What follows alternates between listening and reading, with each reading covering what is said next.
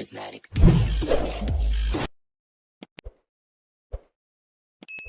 Habari za wakati huu mtazamaji popote ulipo. Karibu sana Maira Online TV na mimi ni Tumaini Sekadodo. Leo tunakuletea kauli nzito iliyoibua mjadala mkubwa barani Afrika ikitolewa na mkurugenzi wa maendeleo ya soka duniani wa FIFA Arsene Wenger kufuatia fainali ya AFCON 2025.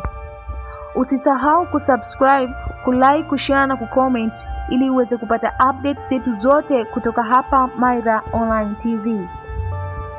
Mkurugenzi wa maendeleo ya soka duniani wa FIFA Arsene Wenger ametoa kauli nzito baada ya fainali ya AFCON 2025 ikigusia mazingira magumu ya kisaikolojia ambayo wenyeji Morocco walikabiliana nayo. Wenger alidai kuwa bara zima la Afrika lilionekana kuwa kinyume na Morocco katika hatua za mwisho za mashindano hayo, jambo ambalo mara nyingi hutokea kwa timu mwenyeji inapokuwa na nguvu kubwa. Afrika nzima ilikuwa dhidi ya Morocco. Unawezaje kufanikiwa wakati bara zima liko kinyume nawe? Alihoji Wenger, akionyesha kushangazwa na uimara wa timu hiyo licha ya shinikizo kubwa la nje. Licha ya changamoto hizo, hakuacha kuipongeza Morocco kwa ukomavu wa kimichezo na uandaaji wa kiwango cha juu ulioshuhudiwa katika michuano hiyo ya 35 ya Kombe la Mataifa ya Afrika. Wenger aliipongeza nidhamu na moyo wa ushindani ulioonyeshwa na Morocco muda wote wa mashindano, akitaja kuwa shirika la miundombinu ilikuwa ya ajabu na isiyoaminika.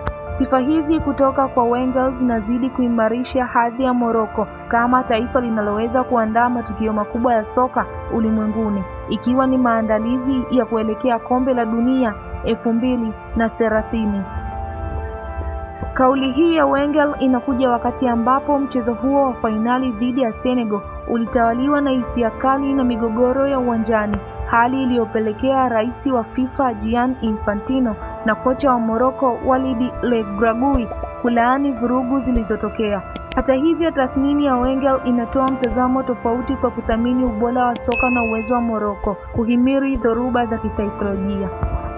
Kwa Wenger, AFCON 2025 imekuwa kielelezo cha ukuaji wa soka la Afrika, hasa kwa kuona makocha wazalendo wakiongoza timu zote 4 zilizofika nusu fainali. Hiyo basi, mtazamaji, haya ndiyo aliyosema Arsene Wenger kuhusu fainali ya AFCON 2025 na changamoto nzito zilizowakabili Morocco. Ni kauli iliyoacha maswali mengi na mjadala mpana kuhusu mshikamano, ushindani na haki katika soka la Afrika. Ningependa kusikia maoni yako. Je, unakubaliana na Wenger au la? Tuandikie kwenye comment section. Usisahau kusubscribe, kulike, kushare na kutoa maoni ili kuendelea kupata habari moto za kimichezo.